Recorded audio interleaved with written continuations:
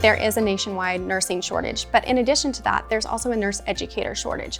So I think it's important for us to have educators coming in who are able to bring that fresh perspective from their clinical practice, and they're up to date with the technology and with how dynamic healthcare is right now. MSN in nursing education doesn't just keep you in brick and mortar facility. You teach in the hospitals, you are clinical instructors where you have a group of nursing students that you do one-on-one teaching, so they are hands-on teaching. I don't work full-time, I work part-time just because that's my preference so that I can focus on school and work. I have 3 kids, so I also have life outside of school and work. I feel Oklahoma City University Kramer School of Nursing has offered that balance. I mean, I can go to my professors at any time.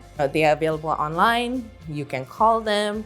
I work for a local pediatric hospital, and my goal with this degree is to continue developing a pediatric program that will bring more nurses to choose pediatric nursing. If your goal is to be a nursing educator, the Masters in Nursing Education is the program for you.